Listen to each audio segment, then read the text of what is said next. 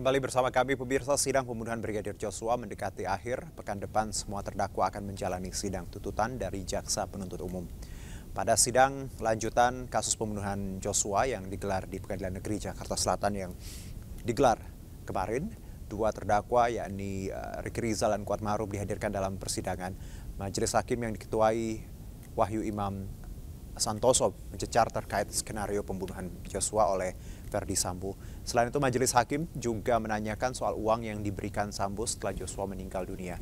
Terdakwa Kuat Ma'ruf menyebut dijanjikan uang sebesar 500 juta rupiah. Kuat Ma'ruf juga menangis saat Sambo menanyakan kesiapan Ma'ruf untuk dipenjara karena telah ikut membunuh Joshua. Kapan saudara diperintahkan? Majelis hakim juga mencecar terdakwa Ricky Rizal terkait pemindahan uang 200 juta rupiah dari rekening Brigadir Joshua. Terdakwa Ricky Rizal menyebut uang itu ditransfer untuk kebutuhan operasional di Jakarta.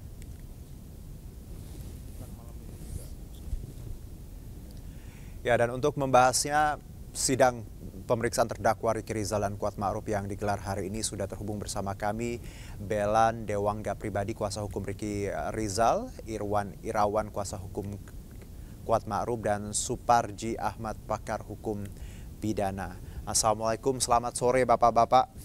Selamat sore, Mas. Sore. Baik, Sore. saya mungkin ke Bang Belan terlebih dahulu. Kita tahu bahwa Hakim Ketua memastikan perihal perintah yang keluar dari mulut Verdi Sambo, tembak atau hajar. Tanggapan Anda sebagai kuasa hukum Ricky Rizal?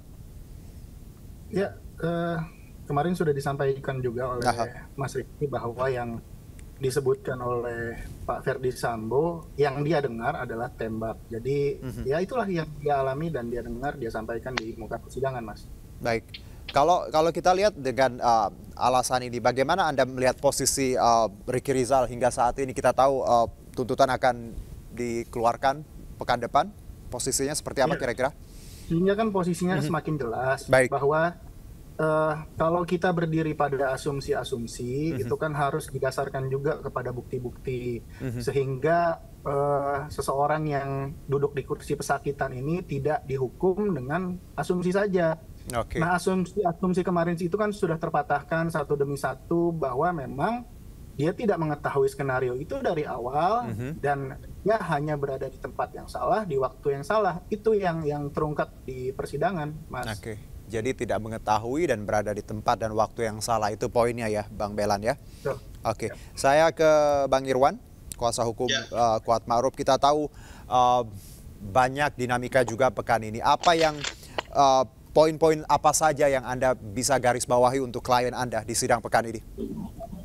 Iya, yang pertama itu kaitannya tadi pertanyaan terkait dengan uang ya. Baik, uang ya. Itu tidak ada janji. Dari awal dia tidak pernah dijanjikan terkait dengan begitu. Pada saat setelah kejadian baru dipanggil, disampaikan itu, dan klien kami pun merasa ini yang bercanda aja nih Bapak. Dan dia sendiri tidak melihat itu uang itu dalam amplop. Itu yang pertama. Yang kedua kaitannya dengan rencana tuntutan hari Senin ini, memang dalam hal-hal tertentu memang kita agak sulit melihat ada benang merah yang bisa menghubungkan antara peristiwa di Duren 3 dengan aktivitas daripada si Kuat dalam perkara ini. Karena Kuat ini kan di dakwaan itu ditegaskan bahwa dia itu mengetahui. Sementara dari fakta persidangan yang ada, tak satu pun saksi atau bukti-bukti yang mengarah ke sana bahwa Kuat ini mengetahui akan adanya peristiwa di Duren 3. Nah, makanya nanti kita lihat tuntutan dari jaksa ini berangkat dari mana nih yang dianggap 345. Baik. Perencanaan itu dari mana mulainya, apakah dari Magelang atau dari Saguling. Nah, dari dua peristiwa lokasi yang dianggap awal mula perencanaan itu, dari fakta persidangan yang ada, tidak satu pun yang bisa menempatkan Kuat sebagai penyertaan ataupun pasal 340 yang didakwakan kepada Kuat Ma'ruf ini. Itu sementara yang saya bisa sampaikan. Oke, jadi kemungkinan tadi kalau Anda lihat ya dengan segala keterangan yang kita punya untuk pekan ini, Kuat ya tadi tidak mengetahui, dan pasal 340 ini juga tidak layak dikenakan untuk saudara Kuat ya. Betul, Bang Irwan ya. betul. Oke. Saya ke Pak Suparji Ahmad. Pak, kita tahu sangat wajar kalau Bang Belan, Bang Irwan punya tadi defensif ya terhadap kliennya, dengan berbagai fakta yang mereka punya. Kalau dari Anda sendiri melihat posisi Ricky Rizal yang tadi dipastikan bahwa tidak kuat menerima alasan tidak kuat mental karena tadi ada alasan perintah seperti dari Verdi Sambo, dan kalau dari Kuatmaruf sendiri tidak mengetahui yang terjadi. Bagaimana Anda melihat dua posisi terdakwa ini? Ya, pertama kan ini sidang sudah masuk pada tahap tuntutan. Baik. Nah, tuntutan itu ada dua hal yang dipertimbangkan, yaitu pertimbangan objektif dan pertimbangan subjektif. Pertimbangan objektif adalah berkaitan dengan perbuatan yang dilakukan, kemudian pertimbangan subjektif adalah berkaitan dengan kondisi subjektif dari terdakwa. Nah, ini tentunya yang akan menjadi pertimbangan dalam memformulasikan sebuah tuntutan. Nah, yang kedua, kalau melihat konstruksi pembuktian kedua terdakwa ini, memang tidak mudah mencari benang merah tentang meat of mind, ya, keterlibatan dalam 340. Namun demikian, tentunya jaksa akan berusaha keras untuk membuktikan dakwaan tersebut dan menjadi salah satu yang berusaha untuk dijadikan dasar untuk menuntut.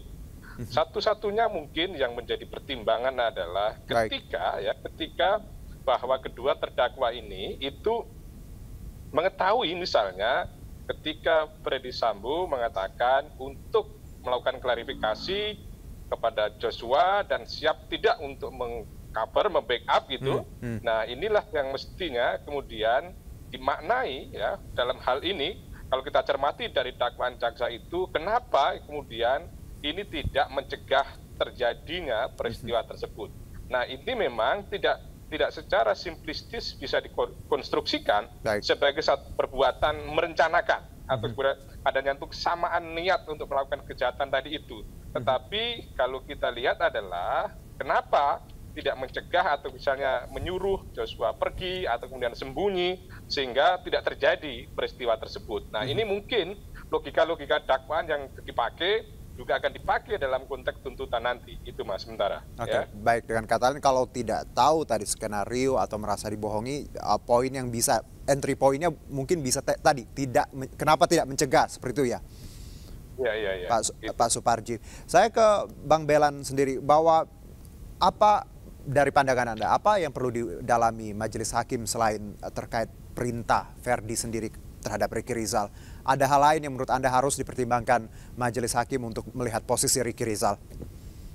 Ya, saya mau sampaikan bahwa apa yang dialami oleh Ricky Rizal itu kan dia sebagai ajudan polisi. Ajudan, ya. Dia melayani Jenderal Bintang 2. Bayangkan, Mas, kalau misalnya dia memberitahu kepada Joshua di mana yang informasi yang ia terima adalah ingin mengklarifikasi ke Joshua, sedangkan pekerjaan-pekerjaan dia sehari-hari yang diminta untuk tanggap, diminta untuk tidak usah ada perintah, tetapi hal-hal kecil itu harus tanggap dilakukan olehnya sebagai ajudan, itulah yang dianggap prestasi. Nah, ketika hal itu yang dituduhkan bahwa dia mempunyai rencana yang sama, ini kan menjadi kacau, Mas. Pemikirannya bahwa dilihat memang harus kasus per kasus, tidak semua peristiwa bisa dipandang sama. Kita harus melihat juga fakta bahwa mereka ini ada yang sebagian besar polisi, ada juga yang sipil seperti Pak Kuatmaruf. Cuma kebiasaan-kebiasaan di rumah mereka itulah, makanya Ricky kemarin sampaikan yang saya sudah lakukan berulang-ulang memang seperti ini. Dan memang saya tidak menunggu perintah untuk hal-hal yang kecil, karena hal-hal yang kecil tidak mungkin diberikan instruksi berulang-ulang. Nah, ini juga harus diperhatikan bahwa apakah seseorang yang berada di tempat yang salah, di waktu yang salah, harus pokoknya harus dipidana begitu. Saya rasa tujuan pemidanaan tidak ke arah sana, Mas.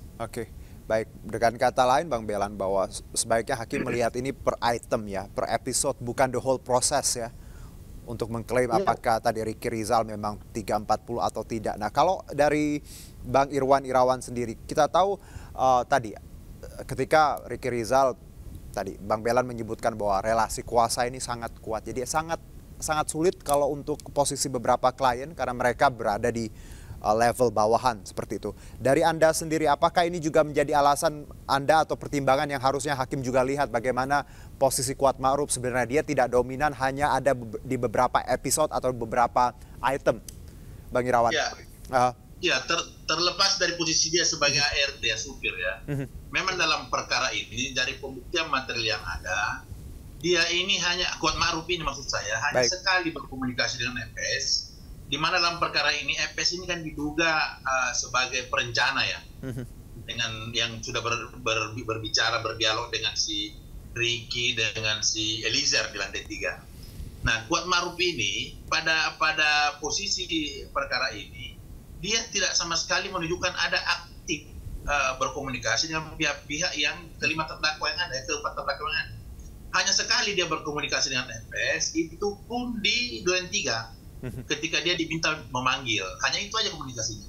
Sehingga memang agak riskan juga kita mau menarik dia dalam perkara 340-nya perencanaannya, karena dia sama sekali tidak ada satu permufakatan, tidak ada satu dialog yang menyepakati adanya keinginan bersama terhadap matinya seseorang.